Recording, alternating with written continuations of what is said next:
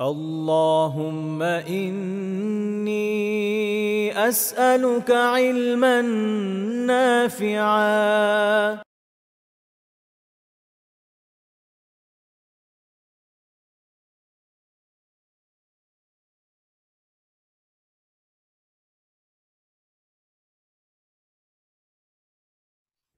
বিসমিল্লাহ ওয়ালহামদুলিল্লাহ ওয়াসসালাতু ওয়াসসালামু আলা সাইয়্যিদিনা রাসূলিল্লাহ।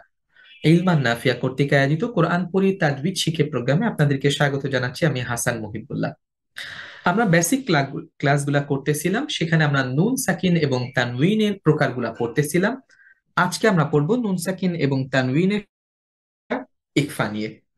মূলত ইকফা একটা আরবি শব্দ, যার বাংলা অর্থ হচ্ছে গোপন করা বা লুকিয়ে ফেলা বা লুকিয়ে যাওয়া। যদি নুন সাকিন বা তানউইনের পরে ইকফার নির্ধারিত হরফগুলার কোনো একটা হরফ আসে, তাহলে ওই নুন সাকিন বা তানউইনের যে গুন্নাটা, সেটা পরবর্তী হরফের মাখরাজে গোপন হয়ে যাবে বা লুকিয়ে যাবে। পরবর্তী হরফটা যদি মোটা হরফ হয়, তাহলে ওই নুন সাকিন বা তানউইনের যে গুন্নাটা, সেটা পরবর্তী হরফের অবস্থান অনুযায়ী ওটা মোটা বা পাতলা হবে। যদি সদ আসে, তাহলে গুন্নাটা মোটা হয়ে যাবে, কারণ সদটা মোটা হরফ, এবং সদের মাখরাজে ওই গুন্নার আংশিক গোপন হয়ে যাবে। যদি পাতলা হরফ হয় তা আসে, তাহলে গুন্নাটা পাতলা হয়ে যাবে, কারণ পরবর্তী হরফ পাতলা, এবং ওই গুন্নাটার একটা অংশ তায়ের মাখরাজে গোপন হয়ে যাবে। কারণ আমরা ইকফা পড়তেছি, আর ইকফা শব্দের অর্থই হলো গোপন করা বা গোপন হওয়া। পরবর্তী হরফটা যদি ঠোঁট থেকে হয়, তাহলে ওই নুন সাকিন বা তানউইনের গুন্নাটা ঠোঁটের সহযোগিতায়, অর্থাৎ ফার যে মাখরাজ, ওখানে চলে যাবে, এবং গুন্নার একটা অংশ ফায়ের মাখরাজে প্রবেশ করবে বা গোপন হয়ে যাবে। তাহলে আমরা বুঝতে পারলাম, ইকফা গুন্না পরবর্তী যেই হরফটা আসবে, ওই গুন্নাটা পরবর্তী হরফের মাখরাজে গোপন হয়ে যাবে।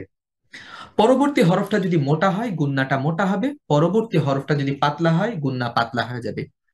পরবর্তী হরফের মাখরাজ যদি ঠোঁটে হয়, তাহলে ওই গুন্নাটা ঠোঁটের সহযোগিতায়, অর্থাৎ ফায়ের মাখরাজে গোপন হবে। পরবর্তী হরফটা যদি হলকের শুরু থেকে হয়, তাহলে ওই গুন্নার আংশিক হলকের শুরু থেকে যেই হরফটা উচ্চারণ হয়, সেই হরফের মাখরাজে গিয়ে গোপন হবে। আমরা যদি কিছু উদাহরণ দেখি কোরআনুল কারীম থেকে, যেমন সদ, মানসুরা। এটা যেহেতু অ্যারাবিক ফন্ট, অ্যারাবিক ফন্টে নুন সাকিনের সময় অনেক সময় এখানে কোনো ধরনের চিহ্ন ব্যবহার হয় না, বরং এখানে ফাঁকা থাকে।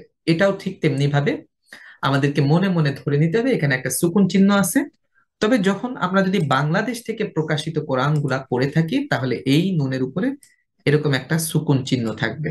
সুকুন চিহ্নটা অনেক সময় এরকম তিন কোনা হয়, অনেক সময় এরকম অনেক সময় এরকম গোলও হয়, অনেক সময় তিন কোনা হয়, অনেক সময় এরকম হয়। যেভাবেই থাকুক, এটা আমরা সুকুন চিহ্ন বা যজম চিহ্ন হিসেবে মনে রাখবো। তাহলে মানসুরা মিন সিয়ামিন, এই গুন্নাগুলা ইকফা গুন্না, কিন্তু গুন্না মোটা হওয়ার কারণ কি? পরবর্তী হরফটা মোটা, এই জন্য গুন্নাটা পরবর্তী হরফের মাখরাজে গিয়ে গোপন হয়ে যাবে। আমালান সলিহা, তানউইনের পরে সদ আসছে, এই জন্য গুন্নাটাও মোটা হয়ে গেছে। এখন আমি যদি এই গুন্নাটা মোটা না করে পাতলা করে পড়ি মানসুরা, সেটা ভুল উচ্চারণ হবে। তার মানে আমি এই গুন্নাটাকে পরবর্তী হরফের মাখরাজে নিয়ে যাইনি। পরবর্তী হরফের যে সিফাত মোটা হওয়া, আমরা এটা অনুসরণ করলাম না। আমি যদি মিউ সিয়ামিন না বলে মিং সিয়ামিন এরকম বলি, এটা ভুল উচ্চারণ হবে। একইভাবে জাল একটা পাতলা হরফ, নুন সাকিনের পরে জাল পাতলা হরফ আসার কারণে গুন্নাটাও পাতলা হবে। তুনদিরহুম, তুনদিরহুম, গুন্নাটা পরবর্তী হরফ জালের মাখরাজে চলে যাবে। অর্থাৎ গুন্নার একটা অংশ পরবর্তী হরফের মাখরাজে গোপন হবে, কারণ আমরা ইকফা পড়তেছি, আর ইকফা শব্দের অর্থই হচ্ছে গোপন করা। তাহলে গোপনটা কি হবে? গোপনটা হচ্ছে গুন্নার একটা অংশ পরবর্তী হরফের মাখরাজে পৌঁছে যাবে বা ওখানে গিয়ে গোপন হবে। আশা করি এতটুকু আপনারা বুঝতে পারছেন।